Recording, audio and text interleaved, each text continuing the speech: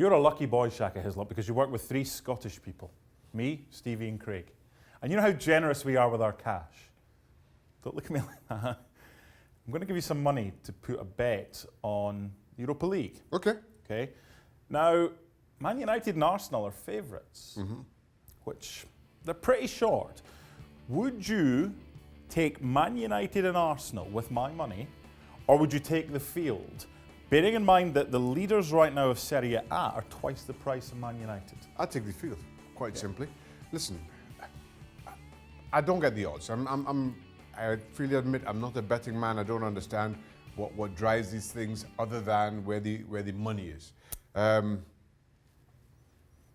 in footballing terms, Arsenal, what have we seen from Arsenal suggests that they're going to go on and win this. And listen, I understand they're through to the next round, and a lot can happen between now and February to see them rightly be amongst the favourites. But as we sit right now, this squad, Freddie Ljungberg, is really going to win the Europa League? I think not. For Manchester United, and again, as good as we've seen from them over recent weeks, I continue to question this team's motivation, or how good they are when they don't feel motivated to play.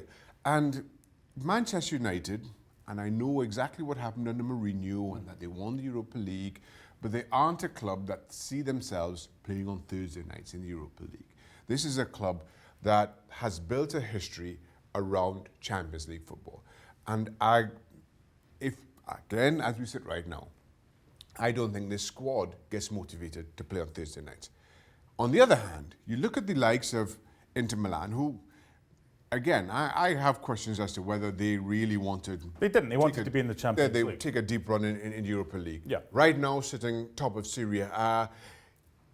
If that continues into February and March, and it's still a very tight Serie A race, are you really going to take chances in terms of putting your strongest teams out on Thursday nights?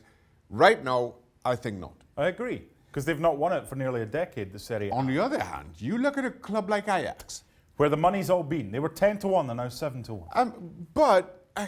Well, first of all, I thought they were desperately unlucky, and I know it's over the course of 6 games, but to find themselves third, I thought some of their football was deserving of a whole lot more. Yeah, but you're home to Valencia on match day 6. Yep. It's not a bad fixture to know that you win and you're through. I totally agree. But you contrast Ajax as a club, and especially their players, young, hungry, use these European nights, regardless of whether it's getting to a Champions League semi-final, as we saw earlier this year, last season, or in the Europa League. They use these European nights as a platform to showcase their talents. And as good as Ajax were, it's easy to forget that they lost 2 of their brightest stars over the course of this summer. And this young squad will see this as an opportunity like no other to follow in the footsteps of De Ligt and De Jong. I think they, more than anybody else, look forward to the Europa League. And given what we saw from them, albeit in a 3rd place finish, and again, albeit in a semi-final knockout at last throw of the dice against Spurs, I'd put your money on Ajax. We've not even mentioned Sevilla, who know how to win this trophy. They do, but I still feel, listen, there's some concerns about Sevilla in my mind.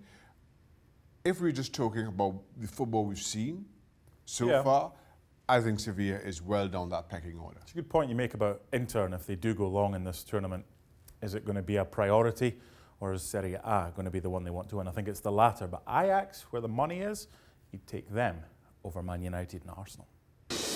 Well, thank you very much for watching ESPN on YouTube. For more sports highlights and analysis, be sure to download the ESPN app. And for live streaming, premium content, and let's not forget as well, ESPN FC 7 days a week. Subscribe to ESPN+.